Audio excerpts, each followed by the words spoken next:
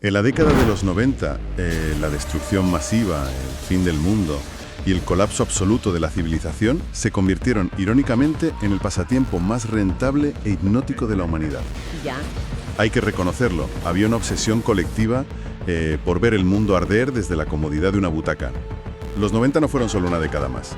Supusieron el renacimiento absoluto del cine de catástrofes. Totalmente. Un momento irrepetible donde el miedo frente a lo incontrolable se transformó en un espectáculo global sencillamente inigualable. Es que es fascinante observar cómo la ansiedad de toda una época a las puertas de un nuevo milenio se canalizó directamente hacia la gran pantalla. O sea, las salas de cine se llenaron de tsunamis gigantescos, asteroides en ruta de colisión y volcanes estallando en medio de la ciudad. Una locura. Sí, sí. Creando una industria multimillonaria en el proceso. Bueno, bienvenidos y bienvenidas a este especial del canal Entre Líneas.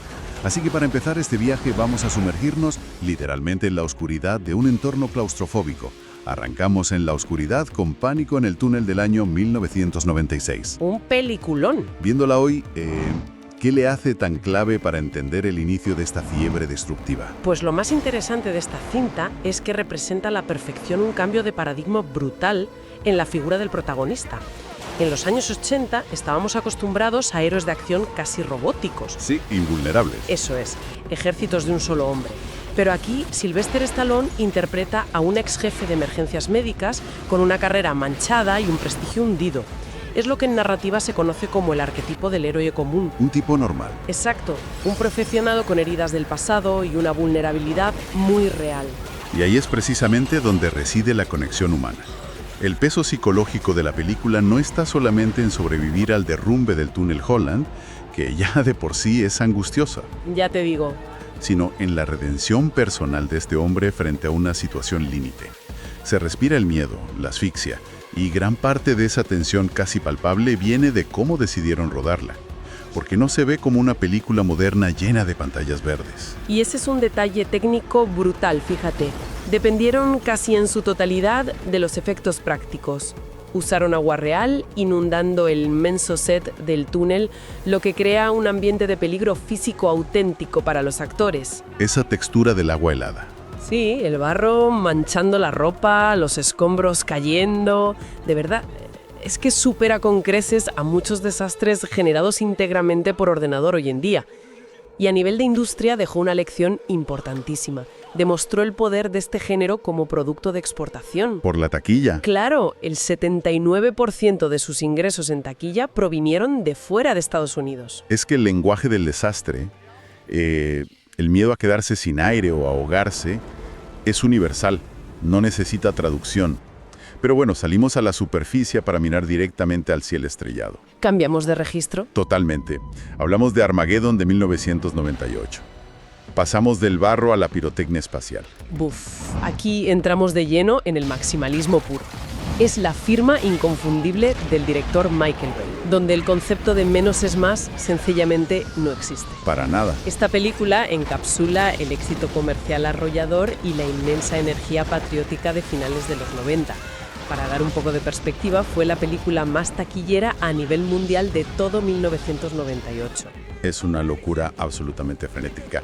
Pero si lo pensamos fríamente, bajo todas esas capas de excesos, bengalas, cortes de cámara rapidísimos y testosterona, la historia funciona. Sorprendentemente sí. Y funciona porque apela al sacrificio humano supremo para salvar a los seres queridos. Quienes nos escuchan seguramente recuerden la tensión de la escena en la superficie del asteroide. Ese entorno hostil lleno de picos afilados, fuego en el vacío del espacio y una cuenta atrás implacable. Okay, so the scariest environment imaginable. Lo cual, científicamente hablando, es un absurdo colosal. Bueno, claro, La premisa misma de entrenar a perforadores de petróleo para enviarlos al espacio en unas semanas, en lugar de enseñar a astronautas experimentados a usar un taladro, fue criticada hasta la saciedad por la comunidad científica. O sea, la película obtuvo solo un 43% de aprobación de la crítica especializada. ya, pero el público. El público le otorgó un altísimo 73%. Es la definición de manual de un placer culpable. Ruidosa, completamente inverosímil, pero tremendamente efectiva como espectáculo. Viajamos al año 1993 para hablar de Viven. Esta obra ofrece un contexto radicalmente distinto a todo lo que hemos comentado, principalmente porque no es ficción. Se basa en la historia real del equipo de rugby uruguayo cuyo avión se estrelló en los Andes en 1972. Una historia tremenda. Aquí no hay asteroides amenazando la Tierra ni monstruos generados por ordenador. El antagonista absoluto es la naturaleza inclemente, el aislamiento y un frío extremo que lo congela todo. Y lo que la hace tan especial y tan difícil de ver a veces es que evita por completo el sensacionalismo barato. La película decide centrarse en la fortaleza espiritual, en la resiliencia y en la dignidad inquebrantable de las víctimas ante dilemas morales que la mayoría de la gente ni siquiera puede imaginar. Desde luego. De hecho, hay una escena que es escalofriante precisamente por su sencillez, que es la secuencia del propio accidente aéreo. Es un prodigio de realismo sobrio. Cuando el avión choca contra la montaña, se parte en dos de una manera casi mecánica. Sin adornos. Exacto. No hay efectos musicales dramáticos para guiar las emociones del espectador, ni cámaras lentas estilizadas. La violencia del impacto es repentina, seca, dejando a los pasajeros a merced de un aterrizaje brutal en la nieve. Transmite una sensación de vulnerabilidad absoluta. Un paso más allá, adentrándonos en las secuelas de la tragedia, nos encontramos con una película que a menudo queda fuera de las listas comerciales, pero que es fundamental. Sin miedo a la vida, también del año 93. Una gran película. ¿Por qué se la considera un punto de inflexión tan peculiar en este género? Para muchos analistas es la gran joya oculta de la década. Dirigida por Peter Weir, ofrece un análisis psicológico que era rarísimo de ver en las producciones de gran presupuesto de aquella época. Ya. La mayoría de las películas de desastres terminan cuando los supervivientes son rescatados. Esta, en cambio, empieza ahí. Justo. En lugar de centrarse únicamente en el momento del impacto destructivo, disecciona minuciosamente lo que ocurre después en la mente de quien logra salir con vida. Y ahí es donde el trabajo actoral sostiene toda la premisa. La actuación de Jeff Bridges resulta colosal. Interpreta a un hombre que sobrevive a un accidente de avión espantoso y como mecanismo de defensa entra en un estado de desapego absoluto de la realidad. Empieza a lidiar con la culpa del superviviente. Claro. Y desarrolla un profundo trastorno de estrés postraumático que lo lleva a sentirse invulnerable creyendo que como ya ha atravesado la muerte, nada puede hacerle daño. Lo verdaderamente paradójico de esta cinta es que, aunque se clasifica principalmente como un drama psicológico, contiene una de las escenas de accidente de avión más aterradoras y realistas de la historia del cine. Es brutal. Se muestra el momento del impacto desde la perspectiva puramente interna de la cabina. Captura la resignación silenciosa y el pánico contenido en esos últimos segundos de caída libre, de una forma magistral sin recrearse en el exterior del fuselaje rompiéndose. Y esto llevó a algo que nadie esperaba. Pasamos de las catástrofes gigantescas y los traumas personales a la amenaza de lo invisible y lo microscópico. Una amenaza perfecta para alimentar la paranoia latente de una sociedad cada vez más interconectada. Hablamos de Estallido de 1995. Estallido es el thriller de catástrofe biológica por excelencia de los 90. Reflejaba a la perfección un miedo social muy específico de finales de siglo. El pavor a las enfermedades globales. Exactamente a virus incontrolables que podían cruzar fronteras en un avión, sumado a una profunda desconfianza hacia los secretos gubernamentales y militares en tiempos de paz. Y conociendo el cine de esa época plagado de explosiones, lo fascinante es cómo logran mantener al público pegado a la butaca si el enemigo, un virus, ni siquiera se puede ver. Es un reto enorme. Lo terrorífico es precisamente el suspense asfixiante que genera lo invisible. El peligro no es un edificio derrumbándose, es la tos de la persona de al lado. Es el aire que se respira en una sala de cine. Totalmente. La carrera contra el reloj que protagonizan Dustin Hoffman y Morgan Freeman para salvar a un pequeño pueblo de California en cuarentena es angustiosa. Y el detalle narrativo más perturbador de toda la historia es el origen banal del desastre. Un simple mono capuchino, introducido de contrabando en el país como mascota, se convierte en el vehículo inconsciente de un virus letal capaz de diezmar a la población. ¡Qué fragilidad! Demuestra de manera brutal lo asombrosamente frágil que es nuestro ecosistema humano. Además, es fascinante mencionar cómo esta película cobró una relevancia cultural inusitada durante la reciente pandemia. Es verdad. Muchos de los miedos, los protocolos de cuarentena y el pánico social plasmados en celuloide hace décadas, se volvieron inquietantemente cotidianos en la vida real. Volvemos a levantar la vista al espacio, pero esta vez con un nudo en la garganta y un enfoque totalmente distinto. En el 98, el mismo año que el mundo veía perforadores en asteroides, llegó Deep Impact. Y es curioso cómo dos películas con una premisa tan similar pueden ser tan diametralmente opuestas en su mensaje. Completamente. Si antes hablábamos del maximalismo desenfrenado, Deep Impact, dirigida por Mimi Leder, es esencialmente el anti-Armageddon. Tal cual. Presenta un enfoque muchísimo más humanista, de tono profundamente melancólico y sorprendentemente con una precisión científica muy superior. De hecho, fue ampliamente elogiada por astrónomos profesionales. Es una película inmensamente valiente. No se centra en la fanfarronería y la acción pura de salvar el mundo en el último segundo, sino en algo mucho más oscuro. Las respuestas sociales, emocionales y gubernamentales ante la posibilidad real de que la humanidad se enfrente a su propia extinción. Tiene el enorme coraje narrativo de mostrar las verdaderas consecuencias de un fracaso parcial de la misión de rescate en el espacio. Y para lograr ese tono hay un par de detalles clave en la producción. Primero, la figura de la autoridad. Morgan Freeman interpretando a un presidente de los Estados Unidos estoico que no da discursos heroicos vacíos, sino que sigue protocolos reales de emergencia. Porque el guión fue asesorado por expertos en gestión de crisis. Exacto. Y segundo, la recompensa visual a ese fracaso parcial. Una espeluznante y memorable escena donde un megatsunami, creado por el impacto de un fragmento del cometa, arrasa por completo la costa atlántica engullendo rascacielos como si fueran de juguete. ¡Qué barbaridad de escena! Aquí el género tocó techo.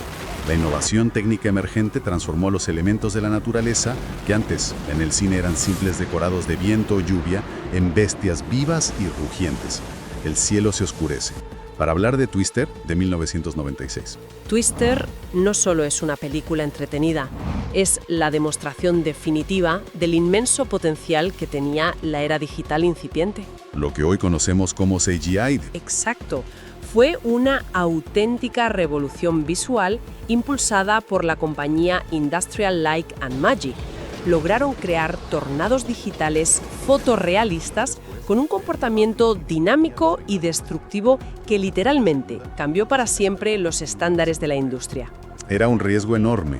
El riesgo tecnológico era bestial, pero se tradujo en un éxito comercial masivo, recaudando cerca de $500 millones en todo el mundo. Es que la fascinación humana por el poder incontrolable de la naturaleza queda perfectamente retratada en la pantalla.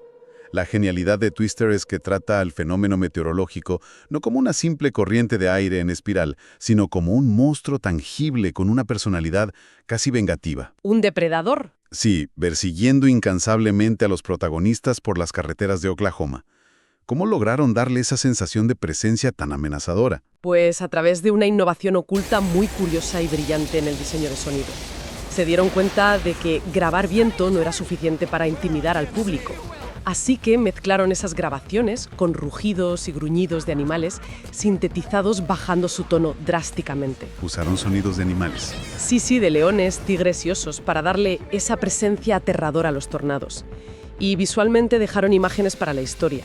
Es imposible olvidar la icónica escena de la vaca voladora atrapada en el embudo. Mítica. Y fíjate un dato técnico muy representativo de aquellos años de experimentación. El modelo digital de esa famosa vaca fue en realidad reciclado de un búfalo creado previamente para los efectos de la película Jumanji. ¡Qué maravilla cómo se las ingeniaban! Llegamos al podio, al epítome absoluto del blockbuster veraniego. Una película que definió lo que significaba ir al cine a comer palomitas un viernes por la tarde. Hablamos de Independence Day, también del 96. Esta cinta es un caso de estudio fascinante porque materializó a la perfección la ansiedad premilenio que sentía gran parte de la sociedad, pero la disfrazó magistralmente de una espectacular invasión alienígena a escala global. Y estructuralmente, Independence Day ayudó a sentar las bases del modelo de exportación definitivo de Hollywood. Tramas que afectan a todo el planeta, monumentos internacionales destruidos, efectos visuales deslumbrantes y espectacularidad priorizada muy por encima de la complejidad narrativa. Totalmente priorizaron el espectáculo. Y a pesar de ser sobre alienígenas gigantes, es la celebración máxima del héroe común ante una vulnerabilidad absoluta. Personajes completamente mundanos se alzan como salvadores del planeta frente a una tecnología incomprensible. Como el técnico socialmente torpe de Jeff Goldblum. O el piloto bravucón de Will Smith, se crea una conexión emocional inmediata, porque la audiencia siente que cualquiera, desde cualquier estrato social, podría dar un paso al frente el día que se acabe el mundo. Desde luego. Y visualmente dejó imágenes que se grabaron a fuego en la cultura pop. La destrucción de la Casa Blanca por el rayo alienígena es legendaria. Un ícono de los 90. Y lo más fascinante es que esa secuencia no fue puro CGI como mucha gente cree hoy en día. Para lograr ese asombroso nivel de realismo, el equipo construyó una detallada maqueta de la Casa Blanca de 3 por 1,5 metros. Y la volaron por los aires. Genioso. Al detonar las cargas, el fuego subió de forma natural hacia la lente, creando ese efecto de un imparable muro de destrucción rodante que aún hoy resulta sobrecogedor. A un paso de la cima, abandonamos la ficción desmedida para abrazar el heroísmo del ingenio humano frente a la inmensidad del cosmos. Viajamos al año 1995 con Apolo 13. Esta producción optó por un camino diametralmente opuesto al de las invasiones alienígenas. Su propuesta fue ofrecer un realismo sobrio, meticuloso y con una fidelidad técnica casi de corte documental sobre la fallida misión lunar de 1970. Y su verdadera importancia histórica radica en haber demostrado de forma contundente que el cine de desastres y supervivencia puede ser intelectualmente respetable sin necesidad de recurrir a villanos sobreactuados ni catástrofes irreales. Es la cumbre absoluta del suspense procesal. Logra convencer al espectador de que el verdadero heroísmo no consiste en disparar un arma láser a un platillo volante, sino en el trabajo en equipo, las matemáticas precisas y la resolución metódica de problemas complejos bajo una presión mental extrema. Sobrevivir en el vacío implacable del espacio, armando filtros de aire improvisados, usando cinta adhesiva, cartones y calcetines. La tensión es insuperable. Y el reconocimiento fue unánime. Críticamente fue un triunfo absoluto, logrando un 96% de aprobación en Rotten Tomatoes y convirtiéndose simultáneamente en un éxito masivo en taquilla. Demostrando que el público también demanda historias inteligentes. Exacto. La esencia de esa tensión se respira maravillosamente en las escenas del centro de control en Houston. Observar a decenas de ingenieros sudando, calculando trayectorias contrarreloj, con viejas reglas de cálculo y trabajando sin descanso para traer a esos 3 astronautas vivos a casa, es cine en su estado más puro. Y entonces Llegó el fenómeno cultural. La película que rompió todas las reglas escritas, redefinió la escala de los presupuestos y pulverizó los récords de la industria a nivel global. Titanic de 1997. ¿Por qué de entre todas las destrucciones de los 90, esta se alza como el pilar indiscutible? Explicar por qué Titanic ocupa este lugar exige mirar la fotografía completa del cine de finales del siglo XX. Es la obra maestra indiscutible de este formato, porque representa la síntesis y el espíritu definitivo de los años 90. el equilibrio perfecto. Logró el equilibrio milagroso entre el clímax emocional de un romance de corte clásico, casi de la vieja escuela, y un espectáculo visual de destrucción implacable, impulsado por un avance tecnológico sin precedentes. Los resultados hablan por sí solos. Fue la primera película de la historia en superar la barrera impensable de los $1.000 millones de recaudación inicial, llegando a más de 2.200 millones con los reestrenos y arrasando en la Academia con 11 premios Oscar. Una brutalidad. Pero le entiendo el abrumador logro técnico, aunque una recaudación así no se consigue solamente hundiendo un barco de metal con efectos especiales. Tuvo que haber algo mucho más profundo que conectara con la gente para que volvieran a los cines una y otra vez. El factor humano. Claro.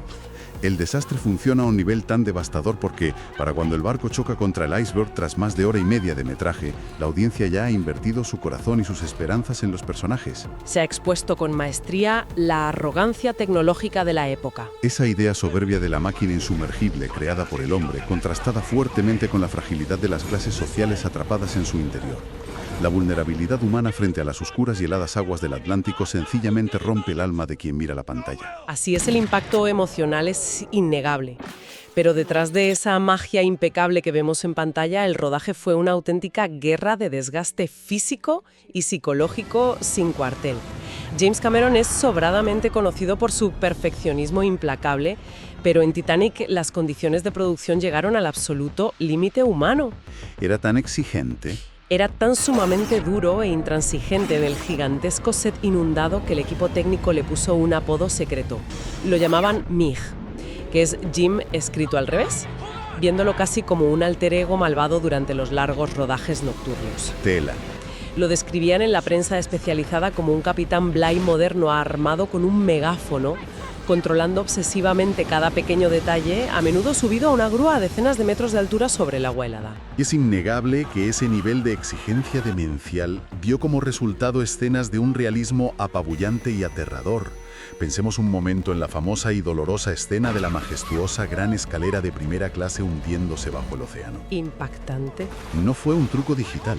Ese enorme y ornamentado set de madera fue construido de verdad sobre un potente sistema hidráulico diseñado para bajarlo hacia un inmenso tanque de agua. Imagina la tensión en el plató. Al nivelarse de golpe los 340.000 litros de agua sobre la estancia, el impacto físico fue tan salvajemente brutal e inesperado que la fuerza abrumadora de la corriente arrancó toda la escalera de madera de sus mismísimos cimientos de acero. Madre mía. Lo que vemos en la película es un desastre real y caótico capturado milagrosamente por las cámaras antes de que el set quedara destruido para siempre. Un detalle asombroso.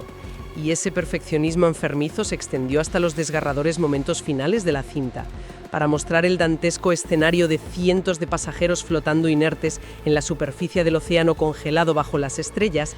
El equipo de maquillaje no dependió de simples efectos visuales añadidos en postproducción. Hicieron algo mucho más físico. Aplicaron sobre la piel de los actores y extras un polvo químico especial que se cristalizaba instantáneamente al entrar en contacto con el agua fría.